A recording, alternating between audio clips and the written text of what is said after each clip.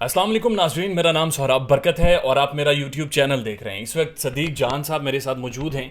ये पाकिस्तान के प्रोमिनेंट साफ़ी हैं, एक बड़े प्रोमिनेंट न्यूज़ चैनल के साथ अपनी एनालिसिस देते हैं, तज्जिया करते हैं पाकिस्तानी सियासत के ऊपर, और उसके साथ साथ ये यूट्यूब पर बड़े फेमस हैं। लोग इन्हें देखते हैं, सुनते हैं, अप्रिशिएट करते हैं, और उतना ही मुश्किल काम है इन्हें अप्रोच करना और इनके साथ इंटरव्यू करना। The very articulated, extremely kind and generous, आप कह सकते हैं कि one of the best journalist we have in जो यंगस्टर के लॉट में हमारे साथ मौजूद हैं, जनाब सदीक जान साहब। अस्सलाम वालेकुम। वालेकुम अस्सलाम। क्या हाल चाल है? खैरियत से हैं? ठीक ठाक हैं सर? सबसे पहले मुझे ये बताएं कि Y is it so difficult कि आपको अप्रोच करना। कुछ लोग कहते हैं सारी रात जागते रहते हैं, सारी रात सोते हैं, सारा दिन सोते हैं, सारी रात जागते रहते हैं, और आप अप्रोच नहीं होते। Y is it so? यार असल में मसला ये है कि आजकल कुछ इश्यूज़ ऐसे चल रहे थे कि जैसे गाजी फैसल साहब का केस चल रहा था, कोर्ट में केसेस थे, फिर क्योंकि अब मसला ये भी है कि जाना होता है, कोर्ट में भी जाना होता है, पार्लियामेंट में भी जाना होता है, तो ये इश्यूज़ हैं। लेकिन उम्मीद है कि ईद के बाद रूटीन ज़रा चेंज हो जाएगी। ज़रा मुश्किल थी सूरत हाल, लेकिन अब इंशाल्लाह चीज़ें बेहतर हो जाएंगी। ठीक है। सदीक जान साहब, इतनी कम उम्र में आपने पाकिस्तानी मीडिया में तरक्की की।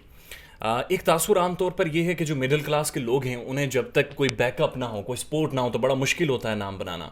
आप भी एक हम्बल बैकग्राउंड से आपका ताल्लुक है, तो कौन सी ऐसी कुंजी थी, कौन सा ऐसा एक चीज़ है जिसको आप बताएंगे कि जिसने हेल्प किया आपको प्रोग्रेस करने में? एक तो है कि उम्र इतनी कम नहीं है, लगती बस लगती तो दूसरा इसमें यह है कि मेरा ख्याल है कि मेरी खुशकिस्मती ये है कि बहुत से लोगों को रऊफ़ क्लासरा साहब और आमिर मतीन साहब जैसे उस्ताद नहीं मिलते। मेरी ये खुशकिस्मती है, वो मिले आपको। मुझे वो मिले, और साथ ही फिर बहुत सारी चीज़ें होती हैं। फिर एक जब कोर्ट कवर करने की उस दौरान की, जब पनामा केस चल रहा था, क्लासर साहब ने भेजना शुरू किया।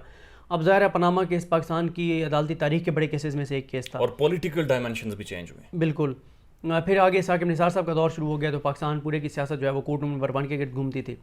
तो ये चीज़ें, इसमें बहुत सारी चीज़ें हैं। और बाकी इसमें जो आखिरी पॉइंट है वो ये है कि जो मैं अभी आपको ऑफ कैमरा कह रहा था कि हम वो खुश नसीब हैं, वो खुशकिस्मत हैं जो उस बदकिस्मत माशरे में रहते हैं जहाँ पे कोई काम नहीं करना चाहता, कोई मेहनत नहीं करना चाहता, सब शॉर्टकट के चक्कर में। अच्छा, ये सदीक जान साहब की बड़ी प्रोमिनेंट लाइन है जो अक्सर ये कहते रहते हैं कि हम उस खुशकिस्मत माशरे में हैं, हम उस बदकिस्मत माशरे में हैं जहाँ पर कोई काम नहीं करना चाह रहा, मेहनत नहीं करना चाह रहा, और वहाँ पर इनकी खुशकिस्मती कि ये उन लोगों में से जिन्होंने मेहनत की और अपना नाम बनाया। आपके बारे में एक अहम तासुर ये है कि आपको एजेंसीज़ सपोर्ट करती हैं, ISPR आपसे डायरेक्ट बात करते हैं, आपको फीड करते हैं, आप तक मालूमात पहुँचाते हैं, और कुछ अलकाए दोस्तों की ये राय है कि शायद उन्हीं की वजह से आप इतने अपने प्रोग्रेस किया लाइफ में। हाँ, ये है। लेकिन मैं आपको बताऊँ कि मैं जब ये 23 मार्च की परेड में गए हम, तो वहाँ से निकल कर आ रहे थे, तो राजा फैसल साहब के साथ में आ रहा था। तो राजा फैसल साहब ने मुझे बताया कि कोई बात हुई, तो किसी को बता रहे थे कि ये है वो रास्ता, जो ISPR जानो तो इस साइड से जाते हैं। तो मैंने बड़ी हैरानगी का इज़हार किया, मैंने कहा अच्छा इस तरह साइड पे ISPR कहते हैं? हाँ। अच्छा। तो देखिए मसला ये है कि मैंने शुरू में एक साल, जिस साल में इस्टेब्लिश हुआ था, मेरी पहले साल में व्यूअरशिप बहुत ज़्यादा थी। अब मेरी बहुत कम हुई है व्यूअरशिप यूट्यूब पर। ठीक है। मेरी जिस वक्त व्यूअरशिप बहुत ज़्यादा थी ना, यानी मेरी एवरेज 1 लाख व्यूज़ आते थे, उस वक्त मैंने अपना ओपिनियन भी कभी नहीं दिया था। एक लफ्ज़ का मेरा ओपिनियन नहीं था। मेरी पहले एक साल था, पहले एक साल की अगर आप वीडियोस उठा के देखें तो आपको एक लफ्ज़ मेरे ओपिनियन का नहीं मिलेगा। ठीक है। उसमें सिर्फ और सिर्फ मैंने रिपोर्ट किया है, सिर्फ रिपोर्ट किया। ये केस था, जजेस ने ये कहा, वकील ने ये कहा, ये फैसला आया, फलां ब्यूरोक्रेट आया, ये हुआ। सिर्फ मैंने मंजर कशी की, सिर्फ मैंने कंटेंट दिया, और उस वक्त मेरे व्यूज ज्यादा थे। जब अदालती केसेस उतने इंपॉर्टेंट ना रहे, जब मैंने अपनी ओपिनियन देना शुरू की, तो मेरी व्यूअरशिप अब 50% रह गई है। अच्छा, ठीक तो है। यानी कोई ऐसा ये तासुर गलत है? हाँ, तासुर गलत है। यानी मैंने व्यूअरशिप कम मेरी हुई है, ज्यादा नहीं हुई। वाई इज़ इट सो कि आपकी कोई भी वीडियो देखें वो प्रो एस्टेब्लिशमेंट है, प्रो इमरान खान है, जबकि हम सबको पता है कि एस्टेब्लिशमेंट की एक इन्वॉल्वमेंट है पाकिस्तान के पॉलिटिक्स में, जो कि आइन के तकाज़ों के भी ख़िलाफ़ है, जो पाकिस्तान का जो 1973 का कॉन्स्टिट्यूशन है। तो वाई इज़ इट सो कि आप इतने प्रोमिनेंट पर्सनैलिटी होकर, जहाँ पर लोग आपको एडमायर करते हैं, सुनते हैं, आप एक ख़ास किस्म का एक तासुर क्यों देते हैं? अच्छा, इसमें दो चीज़ें हैं। एक चीज़ इसमें यह है कि मैं ज़्यादा 70% में रिपोर्ट करता हूँ, 70% में रिपोर्ट करता हूँ, 30% मेरा एनालिसिस और ये चीज़ें होती हैं। दूसरा इसमें जो आप कह रहे थे कि जी इस्टेब्लिशमेंट का रोल नहीं होना चाहिए, मुझे एक बात बताएं, मैं मानता हूँ कि इस्टेब्लिशमेंट का रोल नहीं होना चाहिए। इस्टेब्लिशमेंट अगर सियासत में मुदाखलत करती है तो गलत करती है, लेकिन جو اسٹیبلشمنٹ کے ہاتھوں استعمال ہوتے ہیں, جو سیاستدان استعمال ہوتے ہیں, ان کو ہم برا کیوں نہیں کہتے؟ دیر از اے ڈفرنس. میں آپ سے تھوڑا سا اس لیے یہ I am not countering you, لیکن میں یہ سمجھتا ہوں کہ پاکستان کی جو پولیٹیکل کلاس ہے اس کو لائی ہی اسٹیبلشمنٹ ہے, تو پھر جب وہ لائی ہی اسٹیبلشمنٹ ہے تو پھر تو ظاہر ہے انہیں استعمال کرے گی. بدقسمتی do you think so there is any genuine politician in Pakistan? دیکھیں میں آپ کو یہی عرض کر رہا تھا, دیکھیں ایک تو بات یہ ہے کہ یہ جو اب ہمیں یہ سنایا جاتا ہے نا کہ آئین بڑا مقدس ہے, آئین میں یہ بات لکھی ہو, آئین میں وہ بات لکھی ہے. آئین کے پہلے 40 آرٹیکل جو ہے نا وہ عوام کو حقوق دینے کی بات کرتے ہیں. ٹھیک ہے, وہ 40 جو آرٹیکل حقوق دینے کی بات کرتے ہیں ان میں سے کوئی حق بھی نہیں ملتا عوام کو. ٹھیک ہے, سستا انصاف مل رہا ہے, کسی دور میں بھی ملا, فوری انصاف. میں ابھی ہم آج کی بات کر رہے ہیں نا کہ سستا انصاف ملنا چاہیے, فوری انصاف ملنا چاہیے, پانی ملنا چاہیے, تعلیم ملنی چاہیے, صحت کے یہ ساری سہولیات ملنی چاہیے. تو اس لیے آئین کو کہنا صرف یہ ہے کہ بڑا جو ہے نا وہ اس میں آئین میں یہ بھی لکھا ہوا ہے, آئین میں لکھے ہوئے میں سے کتنی چیزیں جو پوری ہو رہی ہیں نہیں ہو رہی. دوسری بات یہ ہے کہ بھائی میں آپ کو یہی عرض کر رہا ہوں نا کہ ہمارے ہاں ایک تقسیم ہے. ہمارے ہاں ایک طبقہ وہ ہے جو اسٹیبلشمنٹ کی بھرپور جو اس کی مداخلت ہے معاملات میں, اس کو 100% سپورٹ کرتے ہیں, اور وہ جو کچھ ہیں جو 100% مخالفت کرتے ہیں, لیکن وہ پھر ساتھ ان پولیٹیشنز کو جو ان کے ہاتھوں استعمال ہوتے ہیں فوج کے ہاتھوں, ان کی مذمت نہیں کرتے. ابھی آپ دیکھ لیں جو پی ڈی ایم بنی تھی, ٹھیک ہے, میں نے بہت سے اپنے صحافی دوستوں کو دیکھا, کئی ہمارے ایسے صحافی ہیں واقعی ہیں جو دل سے یہ سمجھتے ہیں کہ فوج کی مداخلت نہیں ہونی چاہیے, اور وہ واقعی اینٹی اسٹیبلشمنٹ ہیں, ان کی میں بڑی قدر کرتا ہوں. ٹھیک ہے, کہ وہ دل سے یہ سمجھتے ہیں نا کہ فوج کی مداخلت نہیں ہونی چاہیے, لیکن بڑی تعداد وہ ہے 80% وہ ہے جو کہتے ہیں کہ ہم نون لیگ کو اس لیے سپورٹ کر رہے ہیں کہ یہ اینٹی اسٹیبلشمنٹ ہے. چلو شروع میں نے مان لیا کہ پی ڈی ایم بنی, انہوں نے کہا کہ کھڑی ہو گئی ہے اپنے پاؤں پہ نون لیگ, پہلے بہت استعمال ہوئے فوج کے ہاتھوں, اب انہوں نے کہا نہیں جی کوئی فوج کی مداخلت, اصول کی سیاست. وہ جو بلاول بھی نواز شریف کو مل کے آئے تھے نا کوٹ لاکھپت جیل میں, باہر آ کے کہا کہ نواز شریف نزدیاتی ہو گئے. نہیں, نواز شریف خود کہہ رہا تھا کہ میں نزدیاتی ہو گیا ہوں. میں نے کہا اچھا, میں ان کو کہتا تھا کہ یار یہ نہیں ہو سکتا نا, وہ کہتے نہیں نزدیاتی ہو گئے. میں نے کہا ٹھیک ہے, پتہ یہ چلا کہ جی محمد زبیر صاحب ملاقاتیں کر رہے تھے. ٹھیک ہے, اچھا پھر کہا گیا کہ جی بس ایک اور غلطی ہو گئی ہے. اب میاں صاحب نے دیکھے نا ٹویٹ کر دیا کہ اب اگر کوئی ملا نا فوج سے نکال دوں گا میں اس کو پارٹی سے, کوئی نہیں ملے گا. غلطی ہو گئی ہے لیکن ٹھیک ہے جی. اب جو چیز سامنے آئی ہے کہ شاہد خاقان عباسی صاحب جو یو ایس سے گئے تھے اپنی بہن کی عیادت کے لیے, تو پتہ چلا ہے کہ وہ انہوں نے آئی ایس آئی سے رابطہ کیا تھا اور انہیں کہا تھا کہ جی آپ مہربانی کریں اور میں جانا چاہتا ہوں. تو بات یہ ہے خیر دیکھیں اس پر بات کرتے ہیں, اس پہ آپ کیوں پھر ان پولیٹیکل نہیں, آپ مجھے یہ بتائیں ان پولیٹیکل پارٹیز کو کیوں سپورٹ کرتے ہیں یہ کہہ کر کہ یہ anti establishment. There is a difference between supporting political, چلو وہ تو ایک عوامی وہ ہے. آپ سمجھتے ہیں کہ آپ کا جو اوپینین ہے جو 30% آپ کہہ رہے ہیں اس میں آپ بائسڈ ہوتے ہیں؟ میں دیکھیں اوپینین کبھی بھی آپ غیر جانبدارانہ نہیں ہوتا. ٹھیک ہے, اوپینین کیا ہے آپ کا, اوپینین آپ کا یہ ہے نا, دیکھیں اس میں میرا ہمیشہ سے یہ خیال رہا ہے کہ ایک ہے کہ آپ کوئی چیز رپورٹ کر رہے ہیں, ٹھیک ہے, اس میں آپ ایک لفظ بھی ادھر ادھر نہیں کر سکتے. ہاں آپ سے کوئی غلطی ہو جائے, سمجھنے میں غلطی ہو جائے, بتانے میں غلطی ہو جائے, جج صاحب جو الفاظ تھے ان کے آپ نے ان الفاظ کو اس طرح ادا نہیں کیا لیکن آپ نے اس کے مفہوم کو بتا دیا, اس میں غلطی ہو سکتی ہے, لیکن اس میں آپ اپنی مرضی کے الفاظ نہیں ڈال سکتے. لیکن جو اوپینین ہے آپ کا اوپینین کیا ہے, مثال کے طور پہ ایک ہے قاضی فائز کیس کا فیصلہ یا اس کی سماعت کا احوال, ایک ہے آپ کا اوپینین. اوپینین کیا ہے کہ جی سپریم کورٹ کا یہ فیصلہ ہے, آپ کیا کہتے ہیں. ایک اوپینین یہ ہے ہمارے صحافیوں کا کہ جی عدلیہ کی آزادی یقینی بنی ہے, حکومت نے حملہ کیا عدلیہ پر, جج قاضی فیصل صاحب کو نکلوانا چاہتے تھے فیض آباد دھرنے کیس کی وجہ سے, فوج پیچھے تھی, آئی ایس آئی پیچھے تھی, جاسوسی کی گئی, یہ سارا, اور بڑا زبردست ہوا ہے کہ عدلیہ کی آزادی اب ہوگی, قاضی فیصل بچ گئے. یہ ایک اوپینین ہے. دوسرا اوپینین میرا ہے جی, آپ کا اوپینین سب نے دیکھا ہے. ٹھیک ہے, میرا اوپینین یہ ہے کہ جج صاحب کے خلاف ایک چیز آئی کہ ان کی پراپرٹیز نکل آئی ہیں جو کہ انہوں نے ڈکلیئر نہیں کی, اور ان کی اہلیہ نے بھی ڈکلیئر نہیں کی. تھوڑی سی کریکشن یہ کروں گا, آپ میری کر دیجئے. وہ پراپرٹیز کے بارے میں یہ تھا کہ انہوں نے پراپرٹیز کی جو ایکچوئل ویلیو ہے وہ شو نہیں کی, اور وہ جو پراپرٹیز ہیں وہ اس کی وائف کے نام پر ہیں, سرینا عیسیٰ. وہ ایک انڈیپینڈنٹ لیڈی ہے اور یہ اس پر تھا. تو یہ قاضی فائز عیسیٰ صاحب اس لیے اسے ملافائڈ انٹینٹ کہتے تھے, ملافائڈ ان فیکٹ نہیں, کہ اس نے چونکہ جو فیصلے دیے ہیں جو خادم رضوی صاحب کے خلاف تھے, اس وجہ سے اسٹیبلشمنٹ اسے ہٹانا چاہ رہی ہے. میں آپ کو بتاتا ہوں, اب پراپرٹیز آئیں ہاں, اور ایک application I A R U کو, ایسٹ ریکوری یونٹ کو, ٹھیک ہے, کہ جی قاضی فائزہ کی یہ 3 ان کی اہلیہ کی پراپرٹیز ہیں جو کہ انہوں نے ڈکلیئر نہیں ہوئی.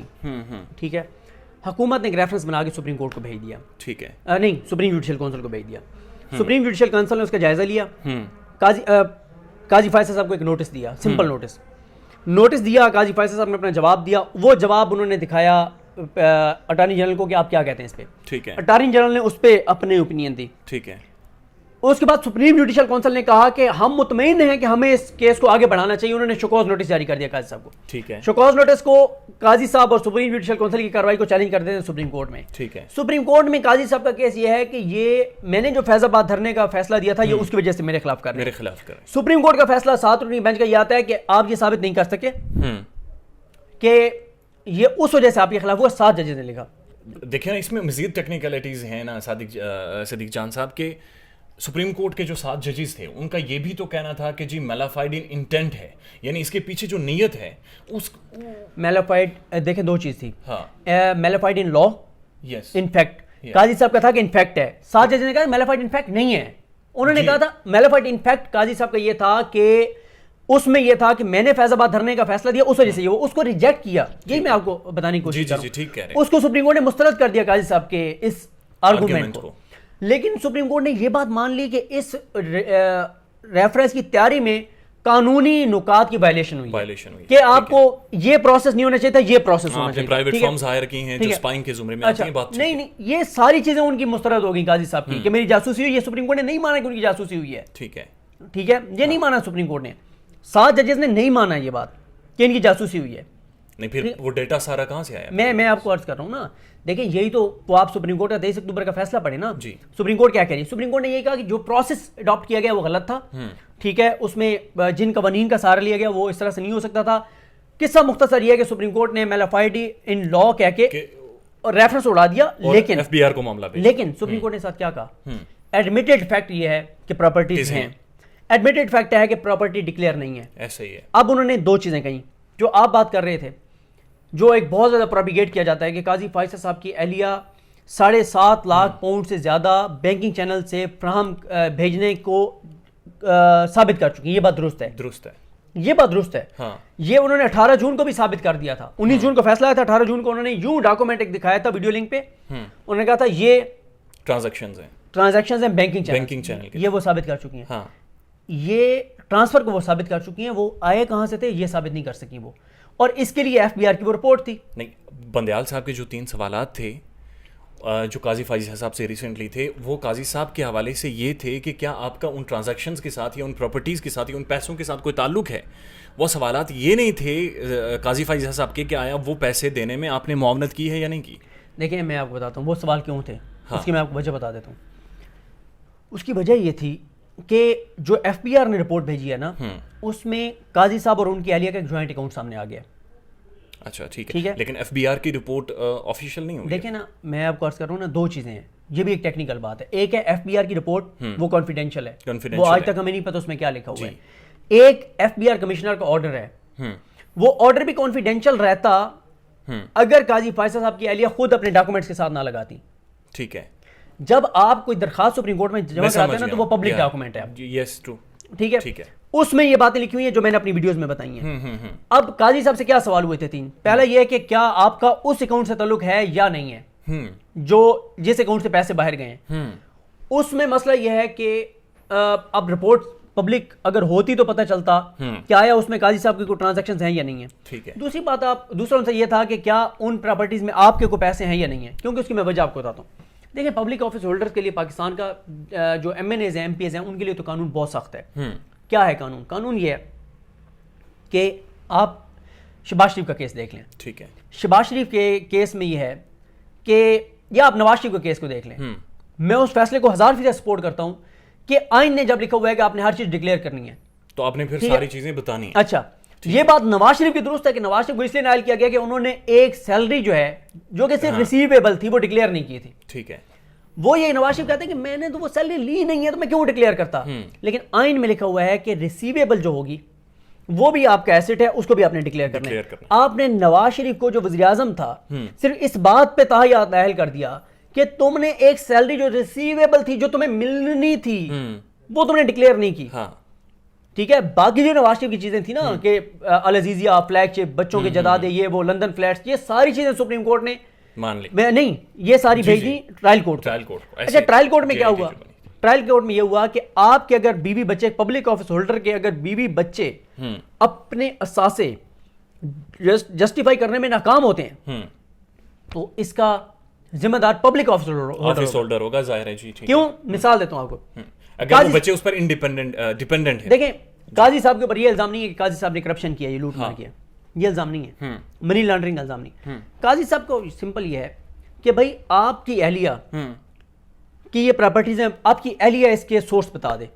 ان کی اہلیہ نے جو سورس بتایا وہ ڈاکومنٹ آپ پڑھیں, اس ڈاکومنٹ میں ایسی ایسی چیزیں ہیں جو ایف بی آر کی رپورٹ, کمشنر کا آرڈر تھا جو خود انہوں نے لگایا, ٹھیک ہے, اس میں وہ لکھتے ہیں کہ انہوں نے ہمیں کہا کہ میں نے زرعی زمین سے جو انکم آئی جی اس کو بھی ڈالا ادھر, اور اس کے ساتھ انہوں نے لکھا ہے وہ پڑھاتی تھی کسی اسکول میں, اچھا سنیں, اسکول میں جی, جو زرعی زمین کو انہوں نے کہا کہ میری اتنی زرعی زمین تھی, ادھر جو میری انکم تھی وہ بھی میں نے اس اکاؤنٹ میں ڈالی اور میں نے بھیج دیا فورن کرنسی اکاؤنٹ کے ذریعے باہر بھیجی.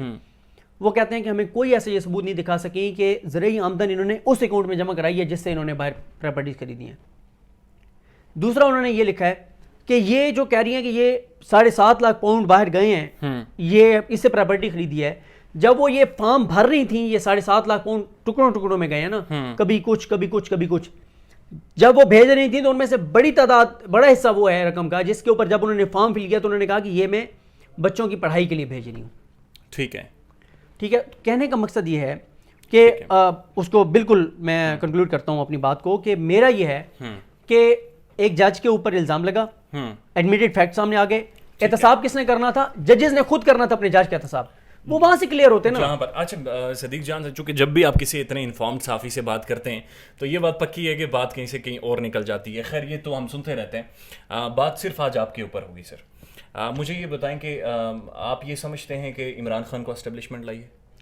دیکھیں میں اس میں جو یہ عمران خان کا دیکھیں ایک ہوا 2013 میں بھی تھی, ٹھیک ہے, ایک یہ تبدیلی اور یہ ساری چیزیں.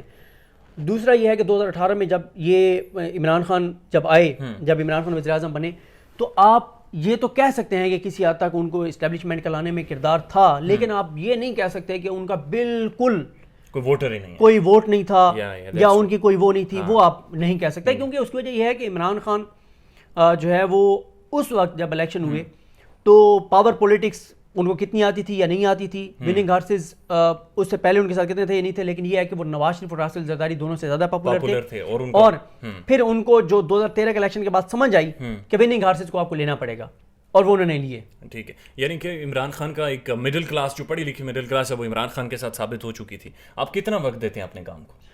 14 سے 16 گھنٹے ایوری ڈے روزانہ. اب سوتے کب ہیں؟ میں جب سپریم کورٹ جانا ہوتا تھا اس وقت مختلف ہوتا تھا, صبح 5 بجے سو گیا. کتنے عرصے سے آپ 14 سے 16 گھنٹے دے رہے ہیں؟ میں 2015 سے, یعنی پچھلے 5-6 سالوں سے لگاتار میں مسلسل, میں نے جب سے میں میڈیا میں آیا ہوں, مین اسٹریم میڈیا میں, تب سے میری. از اٹ لائک کہ آپ کی فیملی آپ سے شکایت نہیں کرتی؟ ظاہر ہے آپ فیملی والے ہیں. ہاں, میں اکثر یہ بات کہتا ہوں کہ میں جتنا میں نے یہ سفر طے کیا اس میں 70% جو کردار ہے وہ میری مسز کا ہے. شادی کے بعد کی بات کر رہا ہوں, پچھلے تقریباً 4 سال سے, کہ انہوں نے کمپرومائز کیا, ظاہر ہے. اچھا, یہ سب سے بڑی انٹرسٹنگ چیز ہے کہ ہم لوگ تھک جاتے ہیں یار 2-3 گھنٹے کام کرنے سے. ڈو یو تھنک آپ فیمس ہیں, آپ مشہور ہیں؟ دیکھیں ہوتا یہ ہے کہ میں اس کو نہیں کہوں گا اس طرح سے کہ جس طرح سے سمجھا جاتا ہے. بس ٹھیک ہے کہ آپ پہ کام کر رہے ہیں, وہ رجسٹرڈ ہو رہا ہے, اور رجسٹر ہو رہا ہے, وہ لوگ اس کو ایکنالج کر رہے ہیں. کچھ جو ہے وہ فیلنگ آتی ہے کہ یار میں ماشاءاللہ کم عمر میں اتنا فیمس ہو گیا ہوں, لوگ جانتے ہیں, پہچانتے ہیں. دیکھیں لوگ الحمدللہ بڑی تعداد میں جانتے ہیں, اللہ کا شکر ادا کرنا چاہیے, لیکن وہیں پہ تھوڑا سا یہ بھی بندے کو اپنی اوقات بھی نہیں بھولنی چاہیے, اور بندے کو تھوڑا سا اپنی اوقات عاجز رہنا چاہیے بندے کو. صدیق جان صاحب, مجھے یہ بتائیں کہ واٹ نیکسٹ, یعنی آپ یہ سمجھتے ہیں کہ جو پرائم ٹیلی ویژن چینل کے ساتھ آپ کام کر رہے ہیں اور جو آپ یوٹیوب کے ساتھ کام کر رہے ہیں, کہاں پر صدیق جان بالکل ٹھیک بات کرتا ہے, یا کون سا پلیٹ فارم ہونا چاہیے جہاں پر ہم سمجھیں کہ صدیق جان کے ہاتھ کھلے ہوئے ہیں؟ دیکھیں کہیں پہ بھی یہ جو کہا جاتا ہے کہ بہت سارے لوگ کہتے ہیں کہ میڈیا کے اوپر پابندی ہے, لیکن وہی لوگ جو ہیں وہ اپنے یوٹیوب بھی کر رہے ہیں. تو میں انہیں اکثر کہتا ہوں کہ جو آپ نے تیر آپ چلانا چاہتے تھے یا آپ بم چلانا چاہتے تھے, چینل نے آپ کو نہیں چلانے تھے, تو آپ اپنے یوٹیوب پہ چلائیں. ٹھیک ہے, تو اگر آپ کے پاس خبر ہے تو آپ کے پاس آپ اس کو فیس بک پہ بھی لکھ دیں گے نا, آپ اس کو لکھ کے واٹس ایپ گروپ میں بھی ڈال دیں گے تو وہ نہیں رکے خبر گی, بن جائے گی. ٹھیک ہے, تو نہیں آپ کے ہاتھ, آپ کہاں پر زیادہ کمفرٹیبل ہیں, یوٹیوب میں یا تو پھر چینل؟ یوٹیوب کا صرف یہ فائدہ ہوتا ہے کہ آپ اپنی مرضی سے بولتے ہیں, کتنا بولنا ہے, کتنی دیر بولنا ہے, کہاں بیٹھ کے بولنا ہے, کب بولنا ہے. چینل کا تھوڑا سا یہ ہوتا ہے کہ ٹائم آپ کے پاس لمیٹیڈ ہوتا ہے, آپ نے اس کم وقت میں اپنا وہ سارے جو خبر ہے وہ. تو اپنی کبھی پریشر آیا آپ پہ؟ پریشر, میں آپ کو ایک بات بتاؤں, پریشر جو ہے نا وہ جب بھی آپ خبر کر رہے ہو, اگر آپ کے پاس چیزیں ہیں نا تو پھر پریشر اگر کہیں سے آ بھی رہا ہو تو وہ میٹر نہیں کرتا. ٹھیک ہے, لیکن آپ کے پاس چیزیں ساری ہوں نا کہ آپ, اور باقی یہ ہوتا ہے کہ اگر آپ کوئی ایسی چیز کر رہے ہیں, آپ کسی کے خلاف بھی کر رہے ہیں جس کے آپ کے پاس کوئی ثبوت نہیں ہے, کوئی بات نہیں ہے, تو پھر آپ پہ پریشر آئے گا. اچھا مجھے یہ بتائیں کہ آپ سمجھتے ہیں کہ یوٹیوب ایک فائنینشیل ڈیپینڈیبل سورس ہے؟ دیکھیں, یوٹیوب جب پاکستان میں ایک بڑا ایک ایشو ہے وہ یہ ہے کہ کچھ چیزیں جب پاکستان میں شروع ہوتی ہیں تو ہر بندہ ہی اس طرف جو ہے نا وہ چل پڑتا ہے. جیسے وہ کہتے ہیں کسی ٹائم کسی دور میں ایم بی اے شروع ہوا اور لگا کہ ایم بی اے سے بڑے جو ہے نا وہ ہر بندہ ایم بی اے کرنے لگ گیا, بی بی اے کرنا, ہاں یوٹیوب بھی اسی طرح سے ہوا. دیکھیں یوٹیوب اگر آپ فیلڈ میں جا رہے ہیں, آپ کے پاس کنٹینٹ ہے, آپ کے پاس انفارمیشن ہے, تو زبردست آپ کا ایک سورس بھی ہے اور بڑا اچھا یوٹیوب پے بھی کرتا ہے. لیکن مسئلہ اس میں یہ خراب ہوا جب 80% لوگوں نے اس کو بزنس بنا لیا, پیسے کمانے کا ذریعہ بنا لیا, تو اس میں گند پڑ گیا بہت زیادہ. آپ چاہیں تو جواب نہ دیجیے گا, لیکن آپ کی جو فائنینشیل ڈپینڈنس ہے یوٹیوب کی انکم سے ہے یا چینل کی انکم سے؟ یوٹیوب کی انکم سے. یوٹیوب کی انکم سے, ٹھیک ہے. تو آپ جو آنے والے جو جرنلسٹ ہیں پاکستان میں, جو آ رہے ہیں, جو انٹرنشپس کر رہے ہیں, یا جو آپ لوگوں سے ملتے ہیں, آپ لوگوں کی انٹرویوز کرتے ہیں, ظاہر ہے میں بھی ان میں شامل ہوں, ان کے بارے میں آپ کی کیا رائے ہے؟ میری رائے بہت سے میجورٹی کے بارے میں کہ کوئی کام نہیں کرنا چاہتا. آپ کے بارے میں نہیں کہہ رہا, آپ کے بارے میں نہیں کہہ رہا, کیونکہ نہیں, آپ سے ابھی بات ہو رہی تھی تو آپ نے جو اپنے آئیڈیاز دی وہ زبردست ہیں, اور میں نے آپ کو بتایا کہ میرا تجربہ یہ ہے کہ 98% لوگ جو ہیں وہ کام نہیں کرنا چاہتے, وہ شارٹ کٹ کے ذریعے آگے جانا چاہتے ہیں, وہ فوراً ہزاروں لاکھوں میں ویوز لینا چاہتے ہیں, وہ بہت زیادہ پیسہ جو ہے وہ کمانا چاہتے ہیں, تو محنت نہیں کرنا چاہتے. تو محنت جو کرے گا تو اس کو 2+2=4 کی طرح انشاءاللہ. اچھا, انٹرسٹنگ بات یہ ہے کہ یہ رات کا پچھلا پہر ہے, بسحری کا ٹائم آلموسٹ ہوا چاہتا ہے, اور صدیق جان صاحب کے ابھی بھی مہمان آ رہے ہیں, یعنی ابھی بھی کچھ لوگ باہر بیٹھے ہیں اور کچھ لوگ ادھر بھی بیٹھے بور ہو رہے ہیں ہمارے ساتھ. صدیق جان صاحب بہت بہت شکریہ, آپ نے وقت دیا. Always an intellectual, thought provoking, very articulated, humble, ایک بڑا زبردست قسم کے یہ انسان ہیں, and we are very much hopeful کہ ہم انہیں مزید ترقیاں کرتے ہوئے دیکھیں گے, چاہے وہ یوٹیوب ہو, پاکستان کے پرومیننٹ چینلز ہوں.